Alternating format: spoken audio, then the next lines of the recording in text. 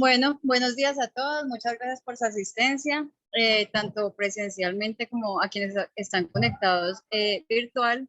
La actividad de hoy hace parte de una alianza entre Coloplast y la Asociación Colombiana de Nefrología Pediátrica. Y la idea de la actividad es hacer como una revisión inicial acerca de la vejiga neurogénica y el manejo con los cateterismos, para después eso es como manera introductoria para después pasar a una parte práctica que está a cargo pues como de las personas de Coloplast. Entonces, para empezar, espérenme si esto me funciona.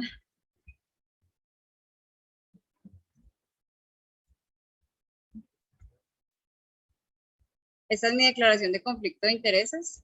Entonces, si bien, como les decía, el evento es patrocinado por la industria farmacéutica, la información que aquí vamos a transmitir está estrictamente basada en una revisión académica de la literatura. Entonces, como definición, sabemos que la vejiga neurogénica es una vejiga que es disfuncional como consecuencia de lesiones estructurales del sistema nervioso, tanto central como periférico, que están a cargo del adecuado funcionamiento tanto de la parte de vaciado como de llenado vesical. Tenemos que la causa más frecuente que vemos nosotros en nefrología pediátrica y en general pues como en la población pediátrica obedece a defectos del tubo neural, que lo más frecuente que vemos es mielomeningoceles y otro tipo de lesiones como lipomeningoceles, pero en general son patologías congénitas. La parálisis cerebral, no todo el mundo la incluye como en la etiología de la vejiga neurogénica, pero hay autores que sí consideran que hace parte de este grupo de patologías. Otras condiciones que frecuentemente vemos, sobre todo en los pacientes que están en periodos de crecimiento rápido, es la médula anclada. En esos pacientes tenemos que estar muy pendientes porque puede haber deterioro de sus vejigas, aunque vengan muy bien controlados previamente. Las malformaciones anorrectales, más duro, las malformaciones anorrectales y la genesia sacra como otras etiologías congénitas. Y no podemos desconocer también que hay unas causas que pueden ser adquiridas a lo largo de la vida, como la presencia de teratomas sacrococcígeos, la mielitis transversa, que no es tan frecuente, igual que el trauma raquimedular, que es relativamente infrecuente en pediatría, los tumores tanto del sistema nervioso central como de la médula espinal. Y un punto muy importante que debemos tener en consideración siempre son las lesiones del sistema nervioso periférico, sobre todo, por ejemplo, los pacientes que son llevados a cirugías de descensos abdominoperineales y que pueden tener lesiones neurológicas en ese tipo de procedimientos y como consecuencia una vejiga neurogénica. Continuando con las generalidades, entonces tenemos que, a pesar de que el mielomeningocele es relativamente frecuente en nuestra población y el riesgo de desarrollar vejiga neurogénica con ese tipo de condiciones es muy alto, hasta 10 a 12% de los neonatos con diagnóstico de mielomeningocele pueden ser completamente asintomáticos en la evaluación inicial, tanto clínica como de imágenes. Si bien la evaluación clínica en un neonato para evaluar el funcionamiento de vejiga puede ser un poco difícil, pues en estudios de imágenes que normalmente hacemos en la evaluación inicial puede que no encontremos nada en estos pacientes, pero eso no descarta y no implica que el riesgo vaya a desaparecer. A lo largo del crecimiento pueden empezar a instaurarse otro tipo de lesiones neurológicas en estos pacientes y empezar el desarrollo de su vejiga neurogénica. 60-80% de los pacientes que no tienen ninguna intervención pueden desarrollar otro tipo de lesiones del tracto urinario como consecuencia de su vejiga disfuncional. Estoy hablando de dilatación del tracto urinario superior, me refiero, reflujo vesicoureteral y uropatías obstructivas secundarias justamente a ese mal funcionamiento de la vejiga. Los pacientes sin tratamiento, a los 5 años, la mitad están con enfermedad renal crónica terminal, y eso es muy importante porque es un condicionante de mortalidad en los pacientes con vejiga neurogénica. Y es muy importante tener presente que un paciente que nunca es intervenido tiene menos de 5% de probabilidad de lograr la continencia en algún momento de su vida, pero si el paciente se trata, hasta el 25% logran continencia urinaria y 50% pueden alcanzar la continencia fecal. Tenemos entonces que hay 4 patrones de disfunción vesical claramente identificados en la vejiga neurogénica. El primero de ellos, que es la parte superior, es, ¿se ve la flechita? No. Se clasifica de acuerdo al funcionamiento de la capacidad contráctil del detrusor y la capacidad contráctil o hiperactividad del esfínter externo. Entonces, el primer patrón, un detrusor hiperactivo con un esfínter externo que es normocontráctil. El segundo patrón, que es el más maligno, por decirlo así, es un detrusor hiperactivo con un esfínter externo que es igualmente hiperactivo. Y tenemos finalmente los dos patrones, digamos, de mejor pronóstico en términos de daño renal, que son los detrusores que son hipoactivos y pueden tener un esfínter externo que es normocontráctil o hipercontráctil. ¿De qué depende esto? Del nivel de la lesión medular. Entonces, entre más alta, si mi lesión es supratentorial, más probablemente voy a tener síntomas del almacenamiento con una vejiga, un detrusor que es hiperactivo, pero usualmente no hay disfunción del esfínter, entonces la probabilidad de tener residuo posmiccional patológico cuando vamos a hablar de la presentación clínica del paciente es muy baja. Si la lesión está por encima del núcleo sacro parasimpático, pero es infratentorial, entonces esta es la que decimos que es la vejiga que tiene peor pronóstico, porque entonces es un detrusor hiperactivo con un esfínter externo que ha perdido el control supratentorial, entonces se vuelve igualmente hiperactivo. Son vejigas con presiones intravesicales muy altas, con alto riesgo de uropatía obstructiva y con alto riesgo de progresión a enfermedad renal si no se intervienen oportunamente. Por supuesto, basados pues como en ese mecanismo fisiopatológico, son vejigas que tienen tantos síntomas de almacenamiento como el vaciamiento, entonces son detrusores hiperactivos con residuos posmiccionales usualmente patológicos y presiones intravesicales muy elevadas.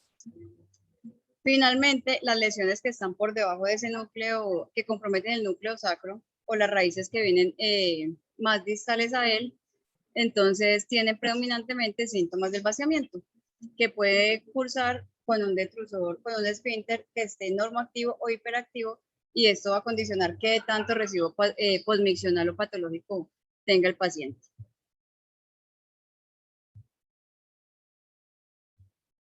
Para hablar del diagnóstico, entonces tenemos varias herramientas clínicas para tratar de identificar el estado actual del paciente en el momento en que vamos a empezar a hacer la intervención de su vejiga neurogénica. Y son herramientas que nos ayudan a conocer cómo está el funcionamiento de su vejiga, qué otras morbilidades o qué otros condicionantes de alto riesgo tiene asociados a su vejiga neurogénica, pero estos de los que vamos a hablar inicialmente, digamos que no nos determinan el patrón de disfunción miccional que tenga el paciente, ni nos confirman el diagnóstico específicamente de vejiga neurogénica. Para empezar, entonces, como siempre, la historia clínica del examen físico, que son fundamentales en todos los pacientes. Importante en el examen físico de estos pacientes, evaluar la presencia de disrafismos ocultos en la región lumbosacra, la evaluación de los genitales externos para evaluar la asociación con ese tipo de malformaciones anorrectales, sobre todo cuando son malformaciones bajas, los reflejos bulbocavernoso o el tono anal, el reflejo anal, son súper importantes para evaluar sobre todo cómo es que esté conservada la estructura de esas estructuras nerviosas sacras, la presencia de globo vesical y súper importante el diario miccional en estos pacientes en la medida de lo posible. Entonces, hacer una evaluación juiciosa del hábito miccional y del hábito intestinal para establecer la correlación o la asociación con intestino neuropático en estos pacientes. De laboratorio clínico, en realidad no tenemos muchas ayudas que nos ayuden a orientar el diagnóstico de la vejiga neurogénica, sobre todo las usamos para tener una línea de base y saber cómo está el funcionamiento de funcionamiento renal en esos pacientes y cómo progresa, si hay algún tipo de deterioro en el seguimiento, la albuminuria y el uroanálisis en ese sentido, y muy cuestionada la realización de urocultivos, teniendo en cuenta, como vamos a hablar más adelante, que la bacteriuria en estos pacientes es absolutamente frecuente. Más del 90% de los pacientes cursan con bacteriuria persistentemente, entonces muchas veces no justifica realizar urocultivo rutinariamente porque nos obliga o nos puede llevar a hacer intervenciones que la mayoría de las veces no son necesarias. Con respecto a la ecografía renal, otra herramienta, digamos, muy útil, nos ayuda a evaluar que haya dilatación del tracto urinario. Importante evaluar el grosor de la pared vesical en estos pacientes. Nos ayuda a hacer una evaluación indirecta, estimativa de la capacidad vesical de los pacientes, y súper importante la presencia de residuo posmiccional Y con estos hallazgos uno más o menos puede irse orientando a determinar qué tipo de patrón de disfunción vesical tiene este paciente sin ser 100% confirmatorio. La cisturetrografía no es un examen que esté indicado en absolutamente todos los pacientes. Digamos que el objetivo de ella es detectar la presencia de reflujo vesicureteral asociado a la disfunción vesical o la presencia de obstrucción funcional del tracto urinario bajo. ¿En quién sospechamos eso? En el paciente que está dilatado o en el paciente que encontremos que en la ecografía muestra engrosamiento de la pared vesical. Un paciente, digamos, que se salga de estos parámetros no está tan recomendado hacer rutinariamente la cisturetrografía a menos que haya una sospecha diagnóstica muy puntual. Y les quiero mostrar esto para observar, como ven resaltado en las barras rojas, que la mayoría de los pacientes neonatos con defectos congénitos del tubo neural tienen estudios de imagen iniciales que son absolutamente normales.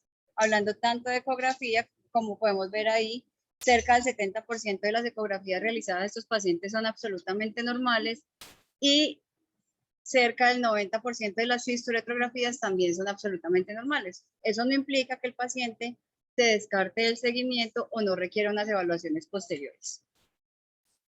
El estudio aerodinámico, entonces, es por supuesto el examen de elección para diagnosticar, confirmar la presencia de la vejiga neurogénica y establecer el patrón de disfunción vesical que tienen estos pacientes.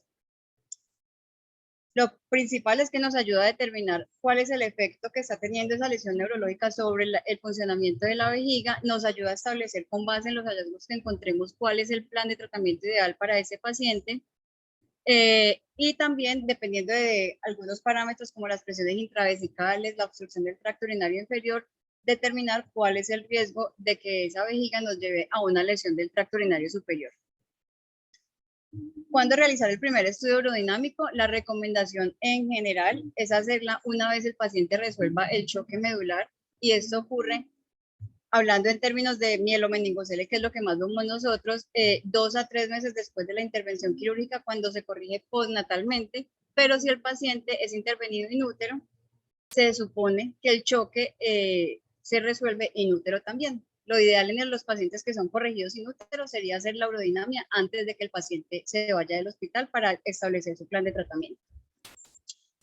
Y la secuencialidad con la que se deben hacer urodinamias después del diagnóstico es variable también.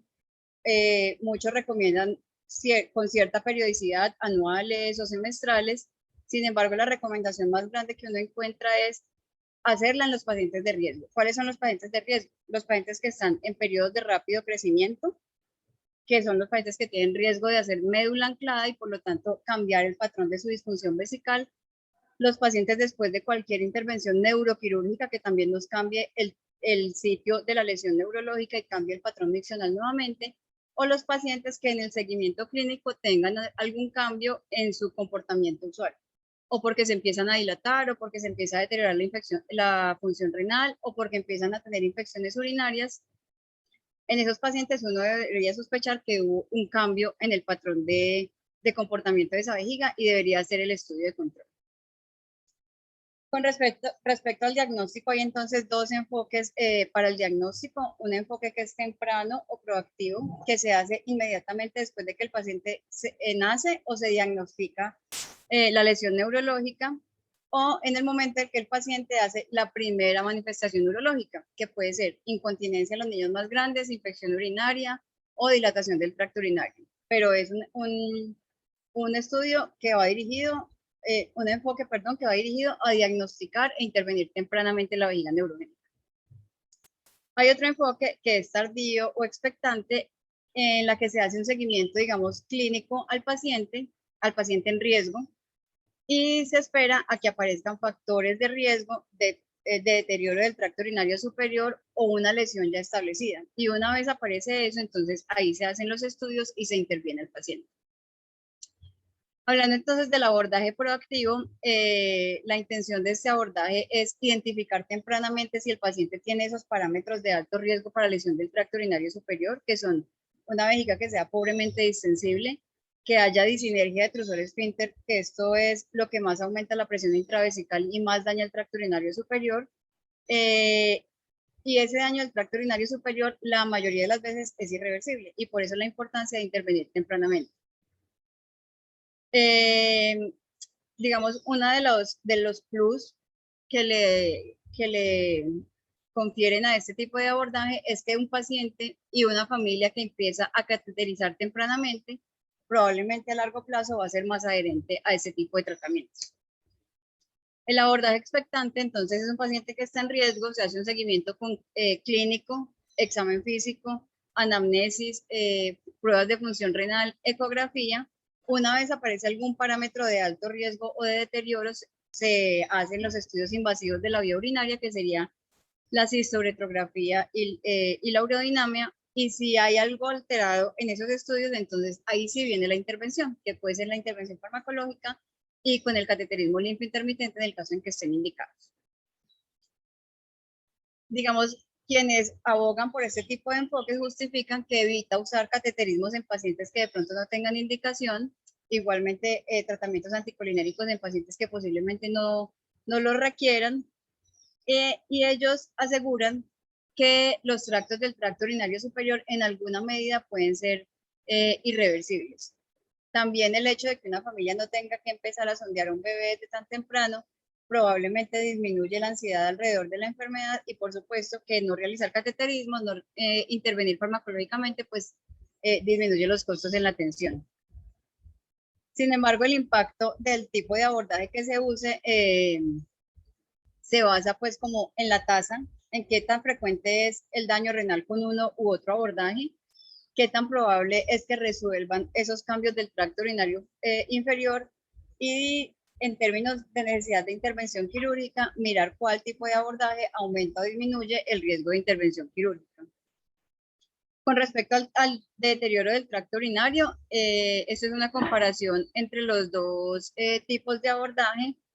El abordaje de arriba es un tratamiento un seguimiento expectante y la tabla de abajo nos muestra el paciente que se interviene. Y vemos cómo del 80% de los pacientes que están en seguimiento expectante tienen deterioro del tracto urinario superior comparado con un 15%, que es muy bajito en los pacientes que se intervienen tempranamente.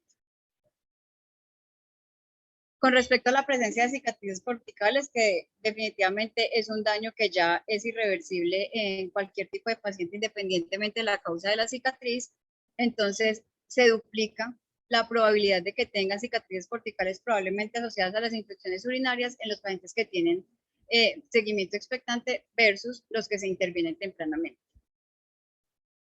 Y esto en términos de necesidad de cirugía de reconstrucción de la vía urinaria, también vemos donde les tengo resaltado con rojo, cómo casi se triplica la necesidad de cirugía de aumento vesical en los pacientes que no se intervienen oportunamente. Estos son esquemas de tratamiento, no se ve muy claro pues como el detalle de la imagen, esta es su publicación del CDC del 2016 y vemos cómo ellos sugieren hacer un tratamiento proactivo en los primeros 9 meses de vida y esta es la recomendación europea de las guías que se publicaron en el 2020 y también ellos abogan por una intervención proactiva. O sea, las guías internacionales que tenemos disponibles en este momento promueven el inicio temprano de estudios y de tratamiento en los pacientes con vejiga neurogénica. Independientemente de la corriente por la que usted decida orientar el diagnóstico y seguimiento de los pacientes, nunca debemos dejar de un lado justamente ese seguimiento. Esos pacientes, como les mencioné inicialmente, aunque en principio tengan estudios normales, son pacientes que a lo largo de toda la vida tienen riesgo de deteriorar la función vesical en algún momento. Entonces, todos los pacientes con médula anclada, lesión medular, deberían entrar a un programa de seguimiento de vejiga neurogénica, tengan o no manifestaciones clínicas de ello. Con respecto al tratamiento, es importante tener en cuenta cuáles son las metas parte de ese tratamiento.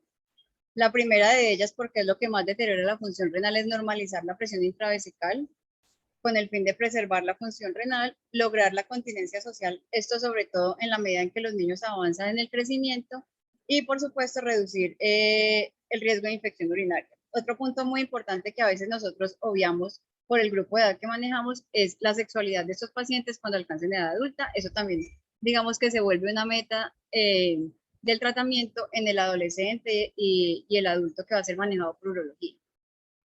La base de la pirámide de tratamiento, definitivamente la farmacoterapia, pensando en el uso de anticolinérgicos en los pacientes que lo tienen indicado, y el cateterismo limpio intermitente. Otras estrategias con las que contamos: cirugías de aumento vesical, reconstrucciones de la vía urinaria, derivaciones continentes, el uso de esfínteres artificiales también de alguna manera para lograr la continencia, y también el uso de toxina botulínica tanto en el detrusor como en el esfínter, y como les había mencionado, el uso de esfínteres artificiales. Con respecto a los anticolinérgicos, pues por supuesto que están indicados en los pacientes en los que se documenta por urodinamia hiperactividad del detrusor, incluso en los primeros meses de vida. Y esta aclaración la hago porque sabemos que el patrón miccional de los neonatos y los lactantes normalmente es con hiperactividad vesical, pero en un paciente que tiene riesgo de vejiga neurogénica deberíamos tratarlo como un detrusor hiperactivo, aunque sea un neonato. Y aunque desafortunadamente el uso de los anticolinérgicos en estos grupos de edad es off-label. Importante usarlo en pacientes con presiones intravesicales elevadas, y se ha visto que la tasa de éxito en los pacientes que se usa oxibutinina cuando está indicada es hasta muy cercana al 100%. Estas gráficas para mostrarles lo que pasa con las células del músculo liso de la vejiga cuando se exponen a diferentes concentraciones de anticolinérgicos. En la gráfica que tiene las líneas continuas, la línea de más abajo, la del triangulito, son los pacientes que tienen exposición a una dosis más alta de oxibutinina, y se ve cómo en ellos el número de las células en un cultivo disminuye tras la exposición. Eso nos habla de que la oxibutinina puede regular la proliferación de esas células. Y las barras negras nos muestran el efecto de la oxibutinina sobre la hipertrofia del detrusor. Entonces vemos cómo se comporta en la barra más chiquita un músculo que no está expuesto a ningún estrés, en la barra más alta un músculo que está expuesto a fuerzas de distensión, y lo que ocurre con ese músculo que está hipertrofiado cuando se expone a oxibutinina, disminuye claramente. Entonces la oxibutinina no solo nos ayuda a relajar el detrusor, sino que disminuye su hipertrofia y disminuye la hiperplasia de las células del músculo liso. Con respecto al cateterismo limpio intermitente, entonces la recomendación también de la última guía que fue publicada en el 2020 es iniciar cateterismo limpio intermitente desde el periodo neonatal. Porque uno debería asumir que en el momento en que el paciente nace, esas vejigas son potencialmente vejigas de alta presión, que como les he mencionado a lo largo de la charla, pues son las vejigas que más riesgo tienen de dañar la vejiga. Entonces yo debo asumir el peor escenario para mi paciente para iniciar las intervenciones tempranamente. Entonces ellos recomiendan iniciar el cateterismo tan pronto como sea posible, y en el seguimiento reevaluar si debe ser continuado o si por alguna razón puede suspenderse. ¿Cómo decido suspenderlo? De acuerdo a lo que tengan en la urodinamia, o si mi paciente no tiene hallazgos de obstrucción del tracto urinario inferior o tiene un esfínter que es hipoactivo, que probablemente no va a tener residuo y no va a lograr ninguna continencia, entonces también podría considerar suspender los cateterismos en ellos. Esto con respecto al calibre de las sondas, que a veces nos vemos como en la dificultad de saber qué calibre de sonda puedo escoger para mi paciente. En general, la sonda más chiquita recomendada es la 6 French, y deberíamos intentar no usar sondas con menos calibre que ella, porque a pesar de lo que uno podría pensar, entre más delgada sea la sonda, más riesgo de trauma tiene. Porque entonces la sonda, entre más delgada, se puede enrollar cuando está en el tracto urinario y generar más trauma. Y con respecto al tipo de catéteres que tenemos disponibles, digamos que son 3 grandes grupos. Los catéteres sin recubrimiento, que creo que son los que más ampliamente usamos en la práctica diaria, por ejemplo, los de PVC, las sondas Nelaton. Catéteres con recubrimiento, que pueden tener cubierta hidrofílica o estar cubiertos con antibiótico. El tema con los que están cubiertos con antibiótico es el riesgo de generar microorganismos multiresistentes cuando el paciente se infecta. Y El otro es el sistema cerrado, que son catéteres que están conectados a su sistema de drenaje cerrado, en teoría para disminuir, minimizar el riesgo de infección urinaria, pero son un poquito más engorrosos de manejar y requieren una técnica estéril, pues digamos, para ir como en concordancia con el objetivo del sistema. Con respecto a la bacteriuria sintomática y la presencia de catéteres urinarios, tenemos que cuando hacemos cultivos de pacientes con vejiga neurogénica, independiente del nivel medular donde está la lesión, el 70% de los pacientes van a tener un urocultivo positivo y cerca del 90% de ellos son cultivos positivos para microorganismos que son altamente patogénicos. Sin embargo, esto no implica que el paciente necesariamente, por tener bacteriuria, tenga un riesgo aumentado de infección urinaria. Y aquí la diferencia cuando se compara la bacteriuria reutilizando sondas versus utilizando catéteres de un solo uso, que es exactamente igual. No hay ninguna diferencia entre reusar y cambiar la sonda en cada cateterismo en términos de bacteriuria sintomática. De manera que la sonda, digamos que muy poco tiene que ver con la presencia de bacteriuria sintomática en estos pacientes, y la bacteriuria es inherente a la condición de la vejiga en sí misma. Con respecto a la bacteriuria y el tipo de catéter, entonces este es un trabajo que comparó 25 pacientes, los cortizó para seguirlos a 12 meses y evaluar el riesgo de positivizar los cultivos en el seguimiento usando catéteres de PVC comparados con catéteres hidrofílicos. Esta tabla se las traigo para mostrarle que los grupos de estudio, a pesar de que eran poquitos pacientes, son muy comparables. Igual número de cirugías de aumento, igual número de Mitrofanov, igual número de uso de sonda continua durante la noche. Entonces, digamos que son poblaciones comparables de alguna manera. Y aquí vemos cómo la probabilidad de tener un urocultivo negativo es muy bajita en los pacientes que están cateterizados, independientemente del tipo de sonda que se use.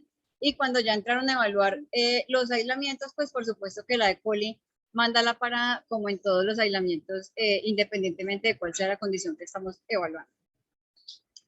Esto para evaluar el tipo de, si esas E. coli que se aislaron en pacientes con bacteria sintomática eran patogénicas o no, y en realidad la diferencia no es significativa. Hay una tendencia a que sean más patogénicas en el grupo de catéteres no hidrofílicos, pero eso no es estadísticamente significativo.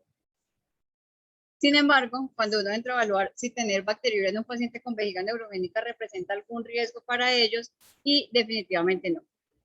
Entonces, el riesgo de hacer cicatrices corticales por el hecho de tener bacteria sintomática no existe. La asociación entre reflujo vesicureteral, la presencia de cicatrices en esos pacientes es más atribuida a otros factores y no está condicionada por el cateterismo en sí mismo. Entonces, puede estar condicionada por la presencia de reflujo vesicureteral, que es así independientemente de que el paciente tenga o no tenga vejiga neurogénica.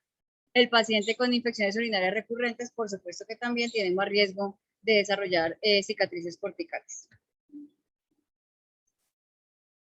Ya hablando específicamente de la infección urinaria, entonces sabemos que es la complicación más frecuente de los pacientes con cateterismo limpio intermitente y en general con vejiga neurogénica. Ocurre hasta en la mitad de los pacientes con vejiga neurogénica versus 7% en niñas y 2% en niños que son, digamos, tienen su tracto urinario sano.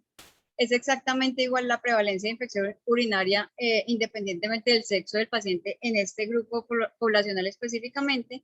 Y entre más alta sea la lesión medular, es más probable que los pacientes cursen con vejiga neurogénica. Sin embargo, esto se evalúa en trauma raquimedular, que no es nuestra etiología más frecuente. Y probablemente el nivel que ellos evaluaron tampoco es el nivel que nosotros más frecuente vemos en la clínica. Aquí entonces para evaluar es exactamente igual la prevalencia de infección urinaria si se hace cateterismo limpio intermitente que si no se hace. O sea, introducir esta pauta de tratamiento no aumenta el riesgo de infección urinaria en estos pacientes. Y esto con respecto al tipo de catéter. Estos son un par de metaanálisis, el de arriba es del 2017, el de abajo del 2019. No comparten los mismos estudios, comparten análisis de un par de estudios, pero hay otros que no están en ambos. Y en ambos se ve cómo el uso de catéteres hidrofílicos tiene una tendencia a disminuir el riesgo de infección urinaria con un valor que es estadísticamente significativo y que no, pues que no cruza la unidad. Con respecto a la lesión uretral, que es la otra complicación asociada a los cateterismos, afortunadamente la incidencia es baja, solo 3.5 casos por cada 10.000 pacientes año, pero casi siempre pues sin ninguna repercusión clínica que vaya más allá del dolor, la hematuria o la limitación para los cateterismos los primeros días después del trauma. Los factores de riesgo, el cateterismo asistido, porque por supuesto pues no se controla la sensación que tiene el paciente durante el paso de la sonda. Como les mencionaba, las sondas de menor calibre tienen más riesgo de trauma, pero el tipo de catéter que se utilice no se ha demostrado que tenga alguna mayor o menor riesgo en la incidencia de trauma.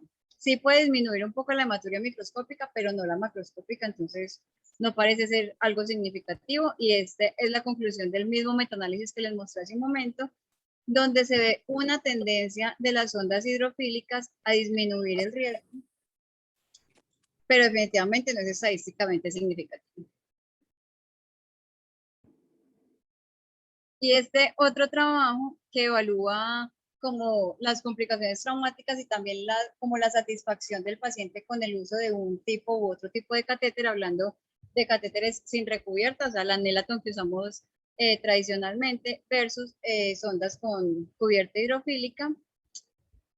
Dificultad en la inserción es exactamente igual entre los dos tipos de sonda. Hematuria macroscópica es exactamente igual entre los dos tipos de sonda. Retención de la sonda, tampoco hay diferencia, pero llamativamente, cuando evalúan si el paciente quisiera cambiarse a otra pauta de cateterismos, cambiando el tipo de catéter que usa, es más probable que un paciente con sondas sin recubierta quiera cambiarse y probar otras estrategias que un paciente que ya conoce la sonda con cubierta hidrofílica. Es muy poco probable que quiera devolverse a la sonda sin recubierta. En conclusión, entonces, para terminar y darle paso a las expertas en los catéteres, tenemos que los estudios radiológicos iniciales, y esto es muy importante, la evaluación inicial del paciente es un punto de partida, pero no descarta el riesgo de vejiga neurogénica en el paciente que tiene una condición neurológica establecida. Se debe intentar estratificar el riesgo del paciente lo más temprano posible en la medida en que contemos con las herramientas diagnósticas. Prestar especial atención al paciente con aumento de la presión intravesical, micción no coordinada, que lo repetí durante toda la charla, los reflujos vesicolaterales de alto grado y los pacientes con aumento progresivo de la dilatación, que probablemente nos van a llevar a deterioro de la función renal. Y el inicio temprano de cateterismos está indicado por la mayoría de las guías, y en general cualquier tipo de intervención que hagamos de tratamiento oportuno en vejiga neurogénica nos va a mejorar el pronóstico de estos pacientes. Muchas gracias. ¿Cómo? Como quieran.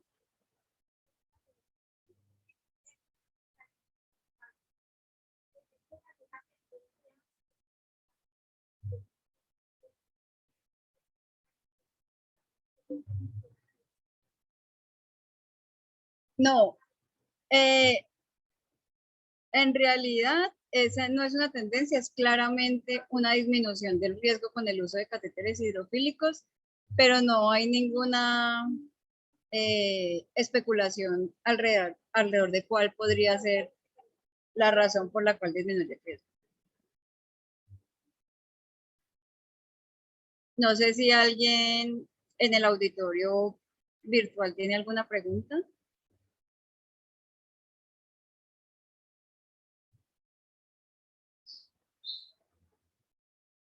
Listo, entonces vamos a darle paso a... Sí, espérenme, yo tengo que hacer una cosa técnica aquí.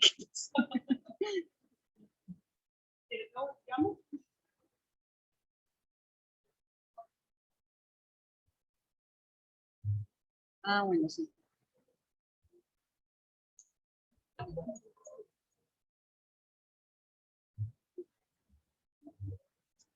quieren pueden tomar mientras tanto un bocadito, mientras hacen.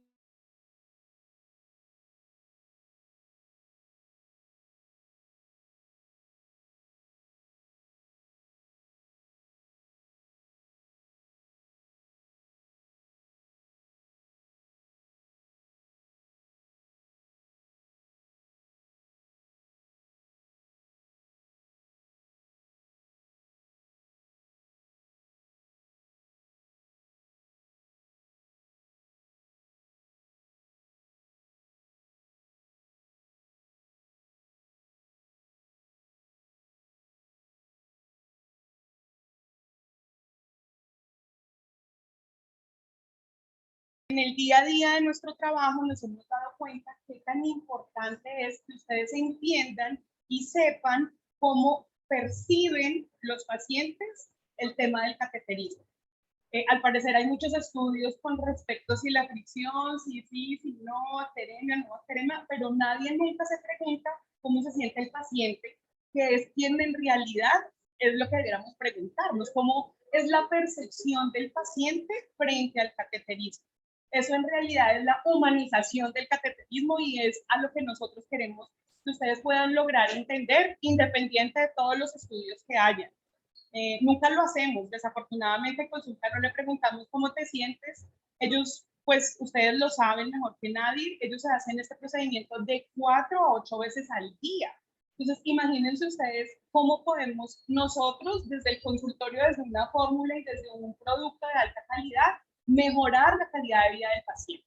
Ahí es donde nosotros queremos llegar y el motivo del nombre de nuestro taller, que es Vive tu Experiencia, es que queremos que ustedes con sus propias manitos sientan y hagan el ejercicio que tienen que hacer el día a día de estos pacientes para que ustedes después ya con la mano en el corazón puedan decir, oh, sí, no es si tiene infección, si no tiene infección, sino cómo es el día a día de esos pacientes. Entonces, básicamente, bueno, para las personas que están en casita, seguramente con la persona encargada acá de la regional, podemos hacer llegar las muestras y demás, ya cuando María Isabel se contacte con ustedes, mi compañera, y bueno, podamos hacer el ejercicio también ustedes desde casa. Entonces, para los afortunados que están acá con nosotros, vamos a pasar la sonda y quiero que hagan el ejercicio. Entonces, lo primero que me voy a pasar es una sonda Nelaton. Entonces, la sonda Nelaton, como ustedes saben, mide 45 centímetros, ¿sí? Es una sonda que mide 45 centímetros y que hoy, como ustedes lo saben, es la sonda más usual, ¿no? Es lo que manejan, mide 45 centímetros. Ustedes saben cuánto mide la uretra de un niño, ¿verdad? Entonces, pues empecemos por ahí, a hacernos como la idea de si una uretra de un niño puede medir 5 o 6 centímetros, tal vez menos, pues se tienen que pasar 45 centímetros. Entonces, vamos a destaparla, hagan el ejercicio. La idea es que ustedes perciban. Miren, por ejemplo, yo acabo de abrirla al revés. Puede pasar, ¿no? Son cosas que pueden pasar en el ejercicio del día a día de todos estos, o cuidadores o pacientes. Entonces, destapamos la sonda, sáquenla, por favor, tóquenla. ¿Cómo serían ustedes el cateterismo, no? Entonces, si quieren, tengan ustedes los modelitos, hagan el ejercicio, ustedes sáquenla del empaque, muestren. Aquí tengo otro, eso. Sáquenla del empaque y pásenla, ¿no? Todo lo que tienen que hacer, acuérdense que ellos tienen que lubricar, ¿sí? Tienen que hacer todo el ejercicio, no está tan fácil. Ustedes tienen ahí la facilidad de mover, ¿no? Miren, la doctora Chua, por ejemplo, está haciendo esto. En realidad esa no es la posición del pene, ¿verdad? Entonces, si pueden hacer el ejercicio y no les da pena, colóquenlo en el lugar que es y hagan el ejercicio. En realidad, esa es la tarea, eso es lo que queremos sensibilizar. Se traba, se siente un poco fuerte, no se encuentra el meato uretral. Por ejemplo, a la doctora veo que le está pasando que no encuentra el meato. Imagínense ustedes en el día a día a estos chiquitines, ¿no? A estos cuidadores, a estas mamás. Entonces, básicamente, aquí refiriéndome a una sonda Nelaton común, 45 centímetros, difícil de abrir, no está ese pobre se le fue la uretra, ya está destrozada de tanto. Ya no tiene uretra. Se siente que se traba, ¿sí? Entonces, exacto. Ese es como el primer impedimento que tienen estos pacientes, ¿ok? Está buenísimo que hagamos el ejercicio. Ahora, quiero que cada una de ustedes coloque sus deditos en esta forma, así, como si fuera una uretra, no sé, ¿sí? Más o menos, hagan así, y pasen la punta de la sonda dentro de los dedos y hagan este movimiento. Si quieren, chicas, me ayudan para mostrarles cómo. Dentro de los deditos. ¿Qué quiero? Que sientan la fricción que se hace en el momento de la entrada de la sonda a la uretra. O sea, imagínense ustedes lo que ese pacientico no siente, pero lo que está pasando dentro, microscópicamente, que en realidad ni siquiera nos damos cuenta. Es una fricción, se siente. Bueno, ahora, esta sonda que yo les pasé es de las Nelaton Caritas, sin mostrarles que lo que entregan acá es una sonda china. No las conseguimos, porque me hubiera gustado más que lo hubieran sentido con la sonda china, que es la que dan. Es mucho, mucho más importante los agujeros, ¿sí? Se siente, ¿no? Se siente la fricción. Perfecto. Entonces ya se pueden dar cuenta, un empaque que no está tan chévere, que no es tan fácil para los pacientes. Recuerden que aquí obviamos el tema de la lidocaína, porque ellos la tienen que lubricar, tienen que sacar la lidocaína. Cuando sacan la lidocaína, lo que hacen es que manipulan en exceso la sonda. ¿Qué pasa al manipular en exceso la sonda? Si no se lavan las manos, pues van llevando todas las bacterias que ustedes ya saben, y por eso bacterias es súper usual, porque pasan todo a la sonda y después se la pasan. El cateterismo es un procedimiento invasivo. Entonces esto no lo debemos obviar, porque el cateterismo es invasivo.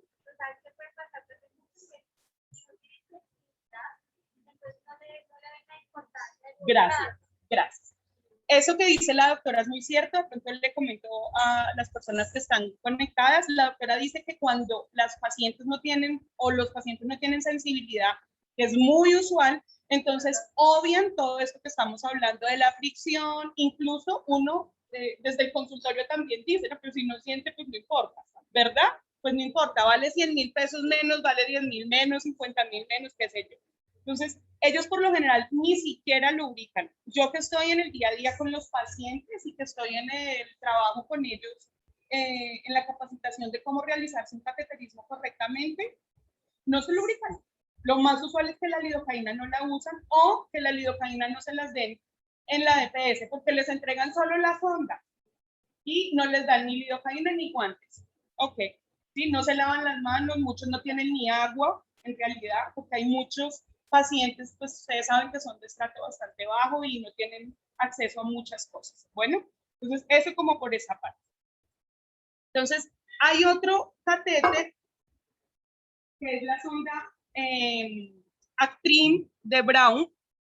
Es una sonda, quiero que se lo graben muy bien, no es una sonda hidrofílica, es una sonda hidrogel, es muy diferente. ¿Qué quiere decir hidrogel? Que cogen la sonda y la mojan. Mira, Eli, pásale a... Cogen la sonda y la mojan con un gel, la lubrican con un gel. Ustedes se pueden dar cuenta que ahí se ve el gel perfecto, ¿no? Ahora, háganle por favor el ejercicio, destápenla. Hagan el ejercicio que tienen que hacer sus pacientes todos los días, de 4 a 8 veces al día. Entonces, destapen. Nadie les enseña nunca a hacerse un cateterismo. A ellos les entregan las ondas y no tienen ni idea de cómo se hace, porque nunca nadie les enseña. Asumimos que los pacientes saben hacerse un cateterismo. Correcto, ¿no? Porque pues de pronto al parecer pasarse una sonda es muy fácil, pero no. Eso suele pasar porque nadie les dice por dónde se abre, cómo se abre. Ahora ustedes tienen su modelo, cojan su modelo y pasen las ondas y fíjense lo que pasa. ¿Qué pasa con las ondas de hidrogel? Las ondas de hidrogel generan un efecto que se llama el efecto volcán.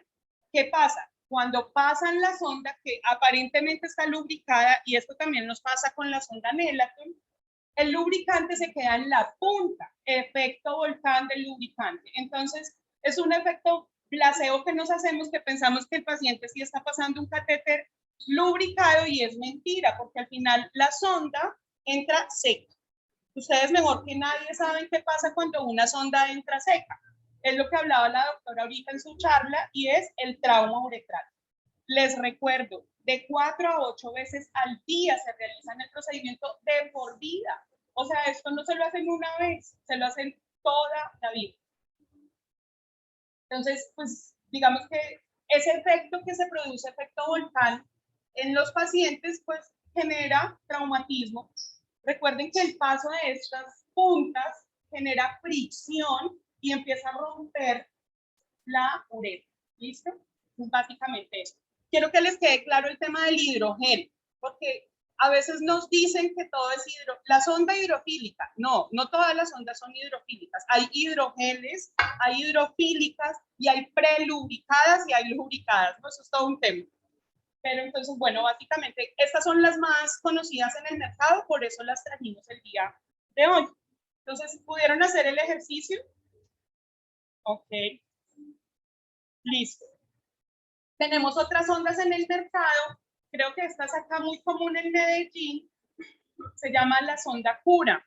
Es una sonda que es prelubricada. Es hidrofílica, pero es prelubricada. ¿Qué quiere decir eso? Que es un empaque que no viene listo para usar. El paciente que tiene que hacer, destaparlo, ponerle agua y esperar a que se lubrique por 1 minuto. Toca esperar a que haga eso. Ahora, imagínense ustedes un niño en un colegio haciéndose el cateterismo, ¿no? Entonces, ahí, ¿dónde se ponen la sonda? ¿Cómo hacen? ¿Se lavan y cómo la abren? Ya se contaminaron. Vaya, eche agua de allá. No sabemos qué clase de agua es. Tenemos ni idea. Claro, tú la destapas acá y el paciente le echa agua. Y se le dice. Pero dicen... No, del grifo. ¿De dónde? Del grifo. Imagínate si están en el cole, si no tienen ni su tarrito de agua, no pueden hacer el cateterismo. Entonces, lo que necesitamos es que ese paciente se haga su tratamiento correctamente para evitar un daño renal. Eso es lo que queremos con el cateterismo intermitente. Básicamente ese es el fin del cateterismo intermitente. Entonces, no se dejen engañar porque de pronto les dicen, ay, la sonda. Claro, es más económica, pero no tiene ninguna de estas posibilidades. Ahora, les voy a mostrar las sondas que maneja Coloplast. Se llaman sondas SpeediCath. Son sondas lubricadas, sondas que vienen con 2 tamaños, pensando en que cada paciente es único. No podemos pasar 45 centímetros a una uretra que mide 5 o 6 centímetros, ¿verdad? Entonces, pensando Coloplast en eso, tiene una sonda pediátrica que mide 20 centímetros, ¿ok? Y tiene una sonda masculina o para pacientes que ustedes con mucha frecuencia ven que son de nitrófano. Entonces, al paciente de nitrófano, como no sabemos cuánto le puede medir el tracto, entonces le ponemos una larga para evitar tener inconvenientes con la formulación y que de pronto no vaya a ser la correcta. Y tenemos esta de 20 centímetros, que es pues la ideal, que la manejamos pediátrica. Les voy a mostrar, ahora mis compañeros le van a pasar la sonda. Tiene un sticker en la parte de atrás, tiene un sticker para que el paciente lo pueda pegar en el baño, en la luz, donde se vaya a hacer el cateterismo. De pronto, si están en un centro comercial, puede entrar y lo pone ahí donde está el papel higiénico, en la... ¿Sí? Okay. Ah, ok. Entonces, bueno, acá está, la pegan los pacientes, es que es para que ellos me vean. La pegan así en la pared y el paciente la va a jalar. Si quieren, hagan el ejercicio porque quiero que vean la facilidad en el empaque. Entonces, péguenla por ahí en algún lado, en una tablita o algo, para que ustedes puedan hacer el ejercicio y se acuerden de sus pacientes cada vez que vayan a formular. Destapan la sonda. La cogen de acá. Ese anillo que ustedes ven es para los pacientes que no tienen casi movilidad en sus manos y puedan enganchar el dedo y poderla jalar con más facilidad de abajo. ¿Ok? Este tiene un razón.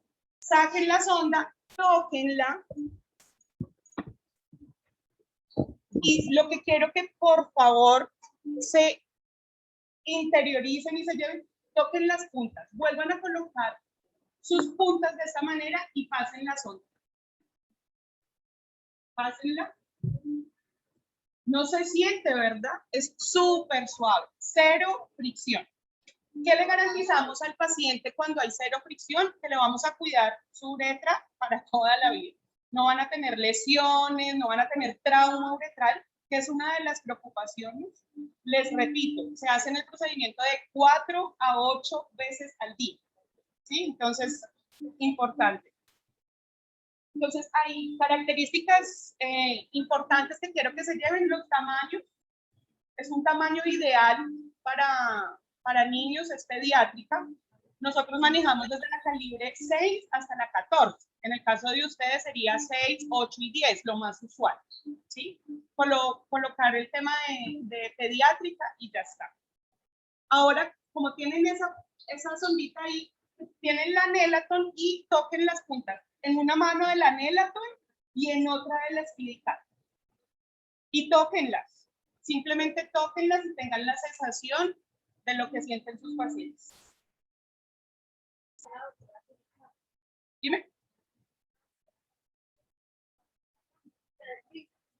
Bueno, eso que dice la doctora, como es una sonda que viene tan lubricada con el fin de cubrir y proteger la uretra, es importante que la sostengan. Los pacientes, esa sonda es muy lubricada. Claro, le está protegiendo su uretra. Entonces, son felices con una Nelaton porque se les pega.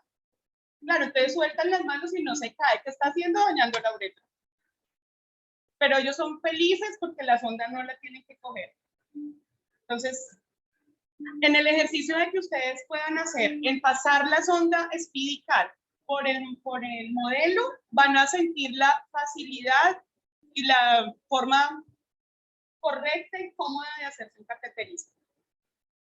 Con esto, ¿qué queremos? Que ustedes se sensibilicen un poco con este procedimiento. Entonces, a veces queremos solamente escuchar el tema del estudio y que si el estudio y el estudio, pero nunca se preguntan en realidad cómo se sienten sus pacientes. Estamos hablando de niños, estamos hablando de mamás que no solamente tienen un paciente con vejiga neurogénica y mielomeningocele, tienen un problema de neuro, tienen un problema de ortopedia, un problema cognitivo, psicológico, no tienen dinero. Entonces, ¿por qué no poderles hacer la vida un poco más fácil a estos pacientes? La buena noticia también es que es un producto que ya se está entregando con las EPS. Otra muy buena noticia para ustedes, es un producto que es PBS. Entonces, ¿esto qué quiere decir? Que no necesita MIPRES. Lo único que necesitamos es generar formulación para que las EPS nos empiecen a conocer. En el momento en que empecemos a hacer ruido, claro, va a haber un poquito de traumatismo en algunas EPS y van a decir, ¿pero esto qué es, no? Esto está como que nos están golpeando mucho, pero no se preocupen que para eso tienen el soporte de Coloplast en todo ese proceso.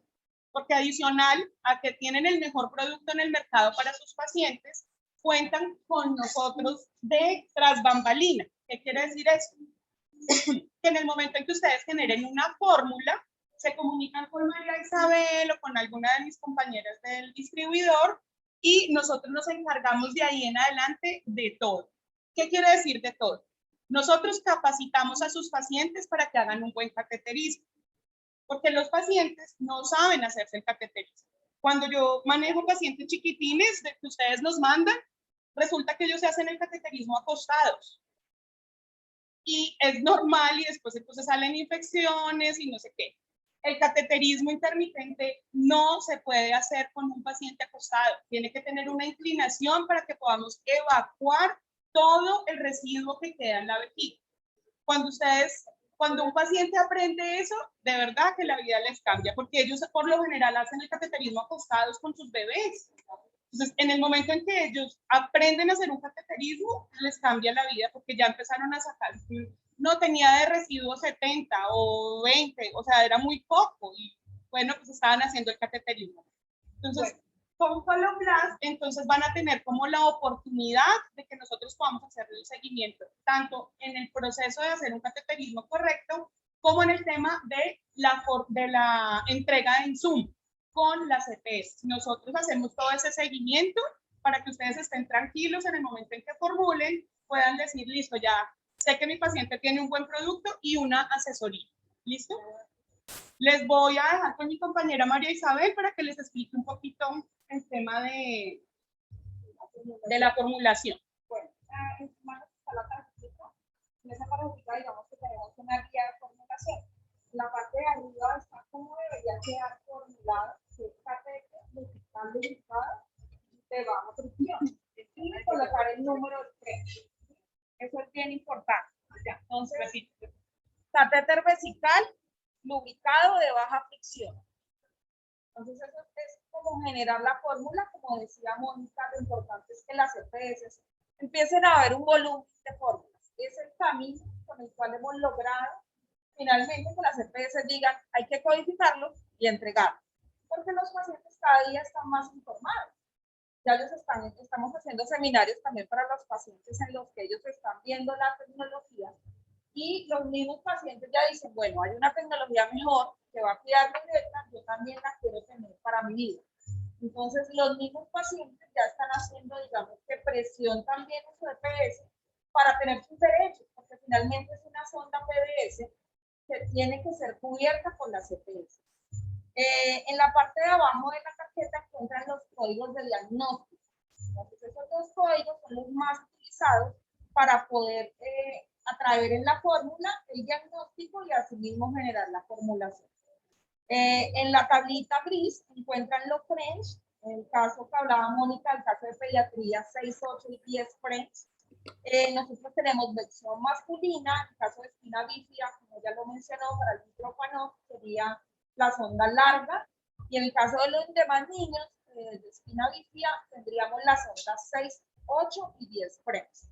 Los French es importante colocarlo obviamente dentro de la fórmula, pero también si es pediátrica o si es masculino. ¿Para qué? Para que hagamos una diferenciación en la formulación y asimismo la EPS entregue correctamente el insumo. En el proceso que realizamos, lo que hago es que hago el contacto con los especialistas. Ellos me mandan a mí vía WhatsApp casi siempre un print de la fórmula, el número telefónico del paciente, y ese paciente entra inmediatamente a nuestro programa Activa.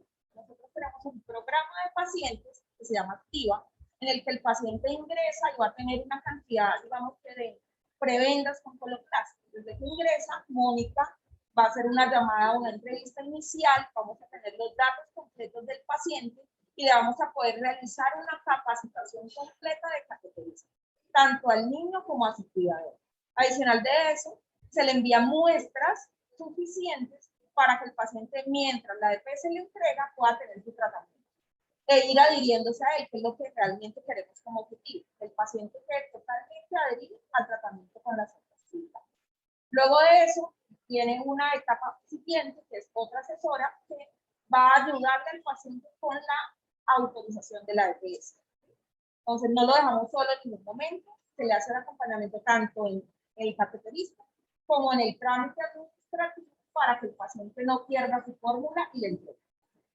Entonces, la invitación, doctora, es si tienen algún paciente que quieran, por ejemplo, evaluar o quieran empezar a migrar de Nelaton hacia nuestra sonda, pues tienen mi teléfono y me puedan informar y empezamos ese proceso que pues ha sido exitoso. Únicamente catéter, como dice River, vertical lubricado de baja fricción, explicar el número del precio. Les podemos mandar una foto de una fórmula.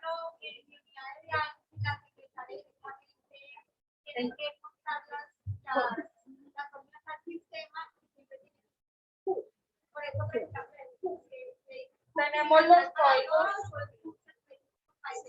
Sí, tenemos los códigos, también los voy a enviar, como yo tengo ya todos los teléfonos de ustedes, les envío vía WhatsApp los CUPs. Tenemos.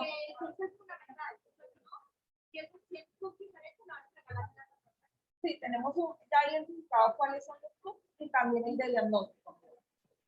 Igual, lo que hemos visto y lo que hemos visualizado es que con el solamente con el del diagnóstico arrastra. Eso es lo que tiene el PBS, que con el diagnóstico que ustedes coloquen en la fórmula y con la justificación, porque es importante que dentro de la historia clínica lo justifique. Paciente con multiinfección, se procede a realizarse cambio de sonda anela con hidrofílica. Por multiinfección, por estrechez, por no adherencia al tratamiento, por trauma, hematuria. Hay varias indicaciones para hacer ese cambio. Entonces, ustedes colocan, le dan la fórmula con ese nombre, colocan el diagnóstico, el número de sondas que necesita al mes y ya está. Igual María Isabel les hace llegar una fórmula de cómo para que ustedes no se confundan, para que pues, les quede más fácil y es como empezar a interiorizar. Quiero mostrarles la lubricación de las sondas PIDICAT. Es una lubricación pareja. ¿Sí? No tiene, miren, no tiene baches. Aquí lo voy a poner.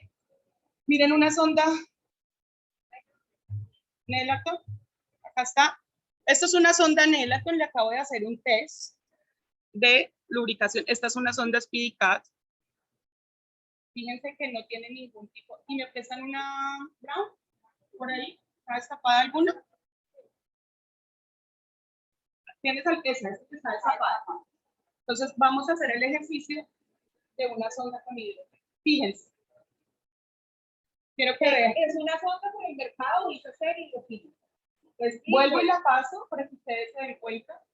Es una sonda que queda seca al final. Versus una sonda PIDICAT lubricada. Vuelvo y la paso. Vuelvo y la paso.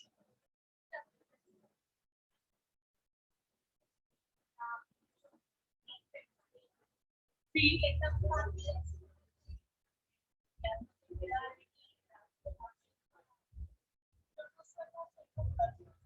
sí, es cierto, doctora. A mí varios pacientes me hacen la misma pregunta. Entonces, lo que nosotros sugerimos es que como esta es, claro, es un poquito más rígida porque pues necesita que sea más fácil el procedimiento en el día a día. Entonces, yo lo que les digo es que se coloquen un esparadrapito y no les molesta. Ahora, también a veces lo que les sugiero es que les hagan el último cateterismo a las 12 de la noche y arranquen a las 6 de la mañana y que no le dejen la sonda fija. Puede ser, pero cuando toca fija, no toca, o la pueden hacer en la noche con una Nelaton. Si de pronto para ellos es más cómodo. Yo tengo pacientes que se dejan esta y la ponen con un micropop y la fijan como el pañalito o le ponen una bolsa. Nosotros imaginamos una bolsa. También puedo sugerir esta bolsa. Es una bolsa externa, entonces colocan la sonda y esto tiene un empate universal y la mano. Entonces, con esta manguerita les da la estabilidad que necesitan. Esta es una bolsa de pierna. También muy cómoda porque lo que va a hacer es quedar, ya tengo la... Es una sonda de pierna, una bolsa de pierna. La mano acá.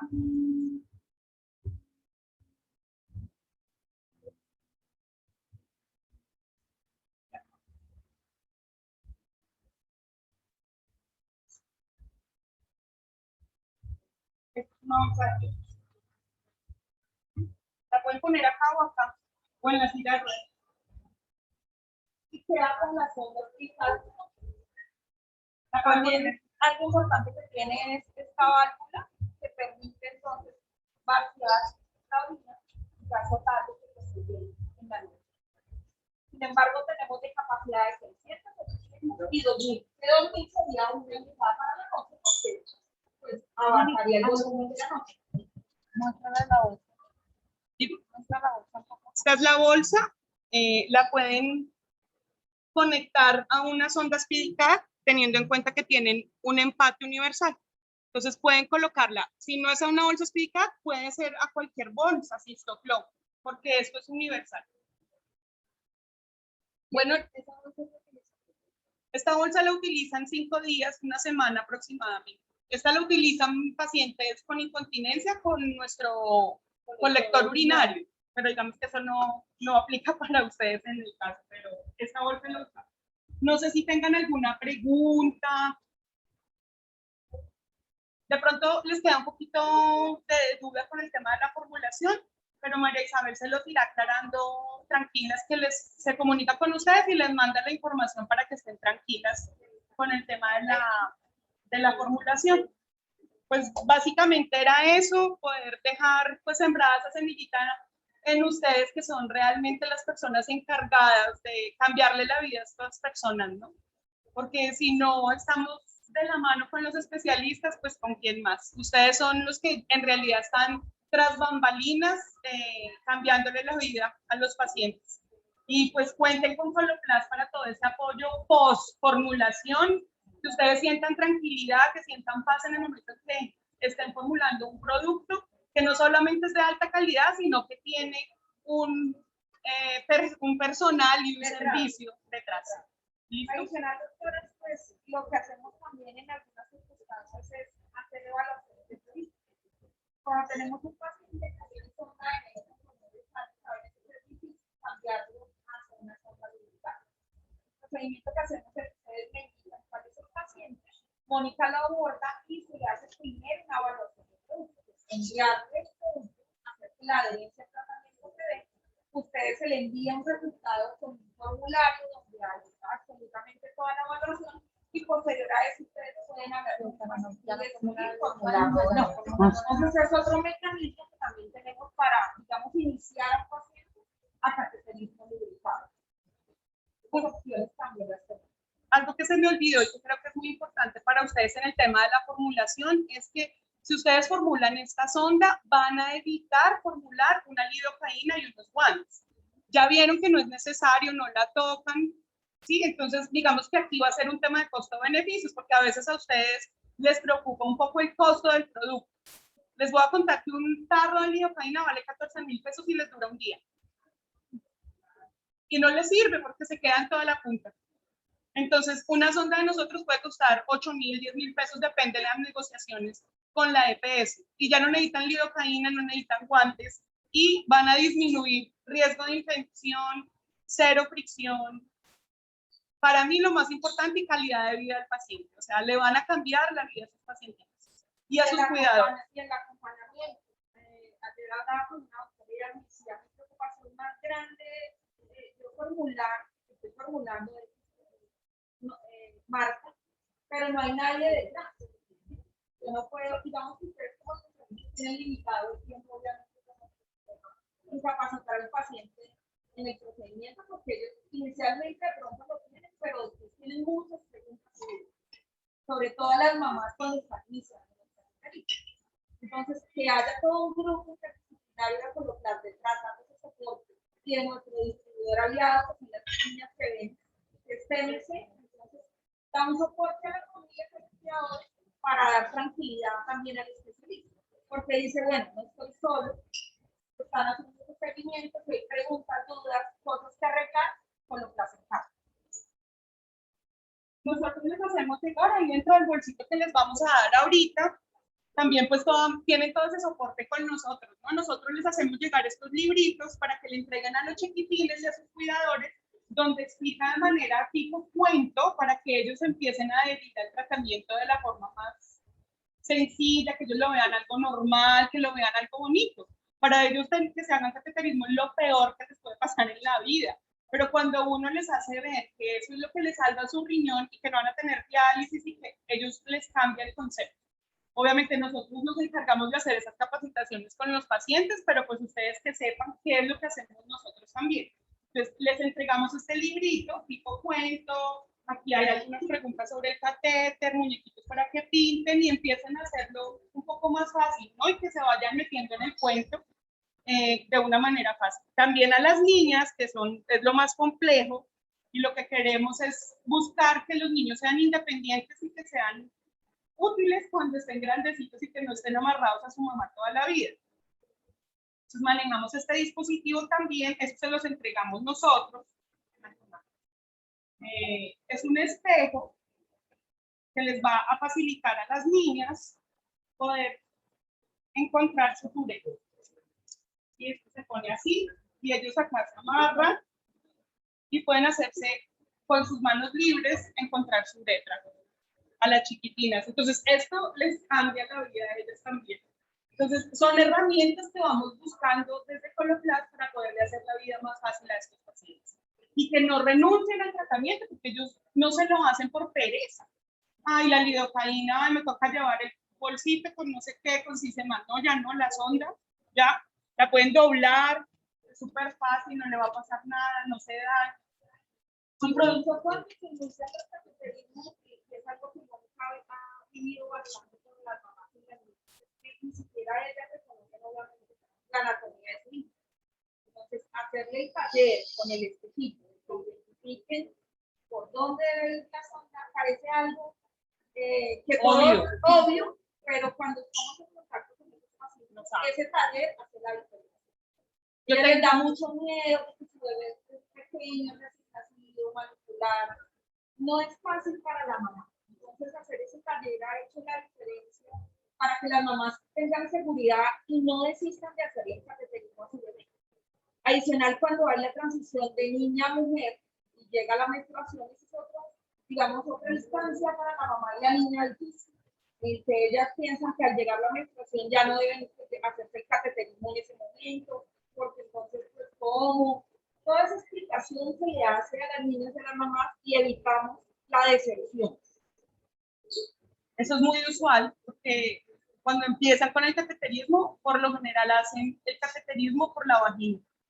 Entonces, pues es que no me sale orina y yo, estás donde no es, porque te tiene que salir orina, o sea, no hay nada que hacer. Entonces es empezar desde cero, busque, hay 3 poquitos, el primero, el segundo, sí, es hacer toda esa labor con ellos. Entonces, bueno. Pues,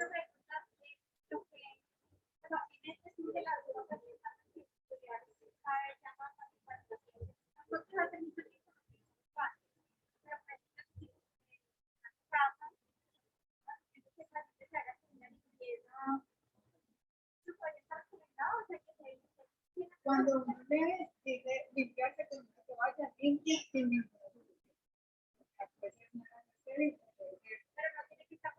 no. Es más, sí, en el ejercicio, como yo tengo muchos pacientes que están en la calle, que trabajan en la calle, que son vendedores ambulantes y que se tienen que hacer cateterismo, por ejemplo. Entonces, ¿ellos a dónde? Nada. Si tienen de dónde, lávense las manos, y si no, pues trate de no tocar la sonda. Por fortuna esta sonda es no touch, entonces pues no necesitas tocarla. No necesitas tocarla y no vas a tener esa manipulación. El problema está en la manipulación, cuando tienen que poner la lidocaína, tocarla, 45 centímetros, ¿sí? Entonces se tiene que pasar una sonda muy larga, pero en la ya no lo necesitan. Yo lo que les sugiero es lavado de manos, y si tienes un pañito húmedo, que eso sí lo tenemos más fácil por todo lado, hoy por hoy más, entonces con un pañito húmedo se parten 3, 4 y se limpian la puntita y ya. Ahora, este producto es estéril, bien estéril. Entonces les va a garantizar un procedimiento, un cateterismo totalmente, no es limpio, es un cateterismo estéril. Esta sonda viene estéril. Además de todo, viene estéril. Y además de todo, es biodegradable. Imagínense la belleza, tanto la sonda como el empaque. Entonces, una sonda Nelaton, ya saben, no es biodegradable, esto es biodegradable. Pensando pues en todo, ¿no? En nuestro planeta. Entonces, pues nada, muchas gracias por la atención, súper invitadas a empezar a trabajar con nosotros. Si tienen un grupo de pacientes donde nos quieran invitar a dar una capacitación, bienvenido, nosotros estamos súper abiertos a todo eso. Si se les ocurre algún evento con pacientes, lo que necesiten de parte de Coloplas, estamos para eso, para capacitar y para ayudar a todo este tipo de pacientes que pareciera que no son muchos, pero son un montón, que no tienen ni idea qué tienen que hacer y que se sienten supremamente solos. Entonces, pues cuenten con Coloplas para eso y bueno, muchas gracias por la asistencia. El próximo mes vamos a estar replicando, digamos, que esta charla en Bucaramanga. Todos los colegas de pronto que puedan invitar también a esa charla. Estamos en ese convenio con ACONECE a nivel nacional por regional. Los próximos eventos que son Bucaramanga, Bogotá y la COD, Cartagena, cubriendo la regional de la COD. Entonces, por este año, digamos que tenemos ese ciclo, pero el próximo año igual seguiremos con actividades y yo. Muchas gracias. Muchas gracias. No sabemos si tenemos preguntas en el auditorio. de pronto si tienen algo. Igual María Isabel se va a contactar con ustedes. Se va a contactar con ustedes pues para aclarar las dudas, si de pronto quieren tener muestras de las ondas en su consultorio para que se las muestren a sus pacientes y les quede más fácil, también nos las pueden solicitar y nosotros se las hacemos llegar a su consultorio o a su paciente. ¿Listo? Bueno, muchas gracias, ya necesitamos más tiempo. Muy amable. Listo, damos por terminada la actividad. Muchas gracias a todos por acompañarnos. Que tengan feliz día.